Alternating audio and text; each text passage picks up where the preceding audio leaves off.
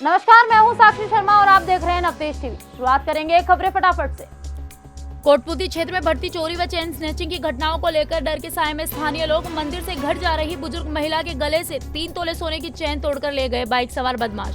Police ने मामला दर्ज कर सीसीटीवी फुटेज के आधार पर मामले की जांच में जुटी। में जो है इतना जोर का वो हो रहा है कि यहाँ पे चारों तरफ ऐसा मजिक तत्व घूमते रहते हैं।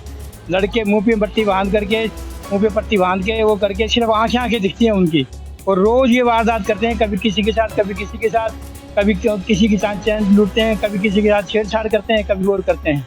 और हम भी जो है ना, मेरी वाइफ की जो है परसों चैन टूट गई, उसमें हम पूरे परिवार सहमा हुआ है गाड़ा बुरी तरह से। और जो है ना, और ये इस तरह से न इसमें कॉलोनी में कोई लाइट की व्यवस्था है न और है। आप इसको जो है बिल्कुल इस पर रोक लगाइए। नहीं, हमने कई बार कहा है अक्सर इसमें पूरी कॉलोनी के अंदर ये व्यवस्था करवाइए।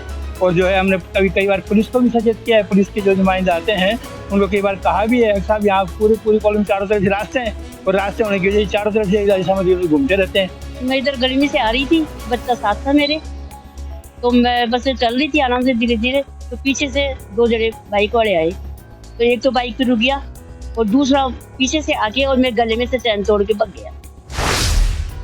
राजस्थान में इस वर्ष के अंत में होने वाले विधानसभा चुनाव से पहले भाजपा ने क्रय विक्रय सहकारी समिति के बाद अब उपभोक्ता भंडार चुनाव में एक तरफा जीत हासिल की। भाजपा के सुरेश जंवर तीसरी बार उपभोक्ता भंडार के निर्विरोध अध्यक्ष चुने गए। इसके साथ 12 सदस्यों के पैनल में 10 पर भाजपा समर्थित उम्मीदवार विजयी हुए। खेड़ली कटुमर क्षेत्र में आंधी अंधड़ से लोगों को भारी परेशानी उठानी पड़ रही है। अंदर से दुकानों के बाहर लगे त्रिपाल, होर्डिंग, टीन शेड उड़ गए और लोगों के घरों की छत पर रखे सामान भी हवा में उड़े। जगह जगह पेड़ और विद्युत पोल धराशायी हो गए, जिससे करीब 9 घंटे शहर की बिजली सप्लाई बंद होने के चलते पीने के पानी की समस्या पैदा हो गई। बिजली के बिलों में सरचार्ज वसूली के विरोध में भाजपा नेता और कार्यकर्ता सड़कों पर उतरे। कार्यकर्ताओं ने सर्किट हाउस से कलेक्ट्रेट तक रैली निकाली और नारेबाजी कर प्रदर्शन किया। भाजपा नेता और कार्यकर्ताओं ने जिला कलेक्टर को सौंपा ज्ञापन। इस तरीके से सत्ता में आने के लिए ये कांग्रेस की सरकार ने झूठे वादे किए थे और भोली भाली जो जनता है उनको गुमराह किया है।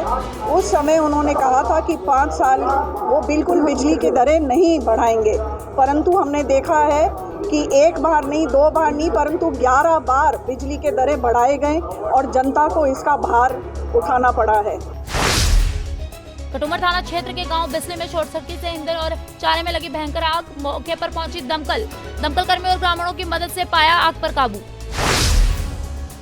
नयापुरा वोकेशनल स्कूल में नवनिर्मित 10 कमरों के लोकार्पण समारोह कार्यक्रम में बतौर मुख्य अतिथि शामिल हुए पीसीसी सदस्य अमित धारीवाल। उन्होंने कहा कि नयापुरा वोकेशनल स्कूल का 5 साल में स्वरूप बदल गया है। एक कोटा के अंदर खाली वोकेशनल स्कूल ही नहीं है, जहाँ पे राज्य सरकार द्वारा जीर्णोद्धार के कार्य या नए कमरों का या वहाँ पे सुख सुविधा बच्चों को देखते हुए सुख सुविधाओं के काम नहीं कराए गए।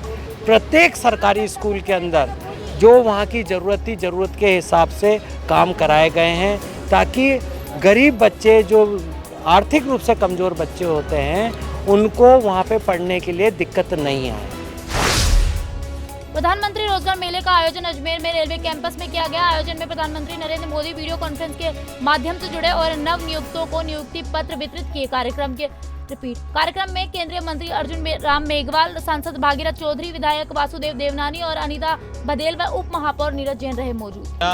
यहाँ अजमेर में 121 लोगों को हमने नियुक्ति पत्र दिए हैं अजमेर से।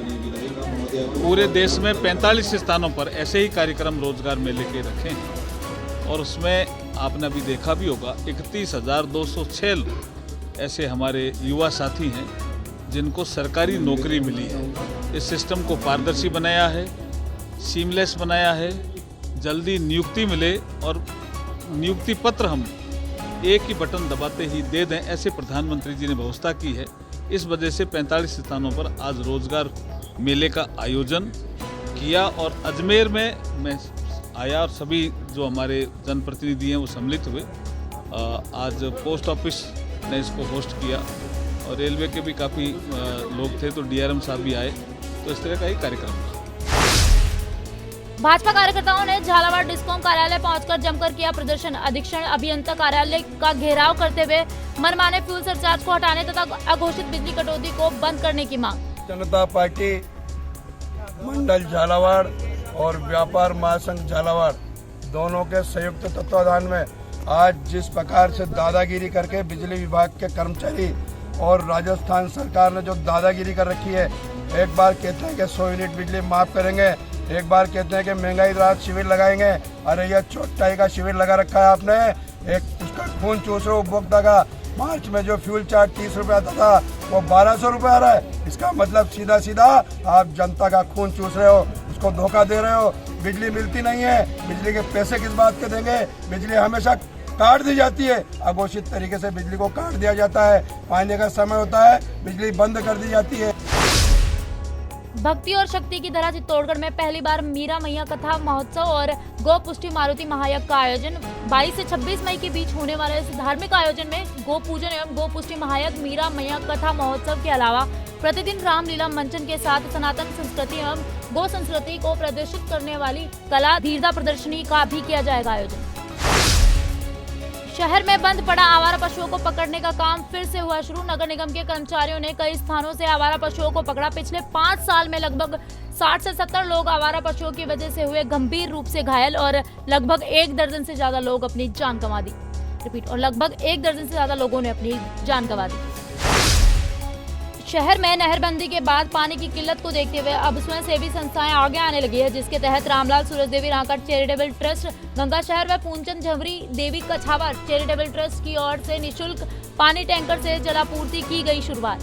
हमने पिछले साल भी शुरू किया था, इस साल भी इसलिए शुरू किया है।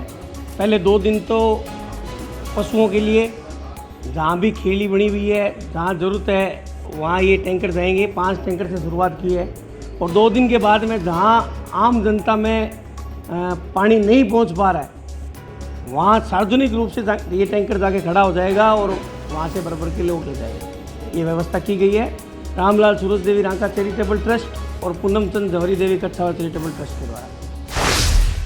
पहाड़ी मंदिर क्षेत्र में अवैध खनन की शिकायत एसडीएम को की गई। मौके पर पहुंचे तहसीलदार लीज धारकों ने अधिकारियों की मौजूदगी में मंदिर के महंत को अंजाम भुगतने की दी धमकी। तो सर आपके सामने जिस तरीके से इंसान की भूख का भी इलाज है पर लालच का कोई इलाज है नहीं, उस तरीके से लगे हुए हैं और इसको लेके पिछले 15-20 दिन में लगभग 3-4 बार शिकायतें कर चुके हैं।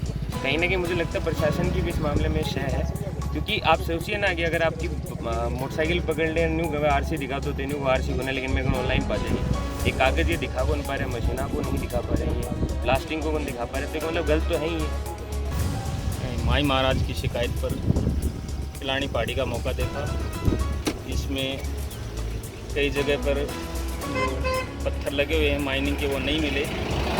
उसके बारे में एक ये जो मशीनें हैं LNT मशीन है, ब्लास्टिंग का जो लाइसेंस है उसके बारे में लीज धारक को कहा गया है, उसको उपलब्ध करवाने के लिए जब भी उपलब्ध करा देगा उसके बाद में आगामी कार्रवाई कर दी जाएगी। फिलहाल के लिए इतना ही। देश और दुनिया की तमाम खबरों के लिए बने रहिए नवतेज टीवी के साथ। देश और दुनिया की हर बड़ी खबर के लिए सब्सक्राइब करें नवतेज टीवी और पल पल के अपडेट्स के लिए बेल आइकन को दबाना ना भूलें, क्योंकि आपकी खबरों का भरोसेमंद साथी है नवतेज टीवी।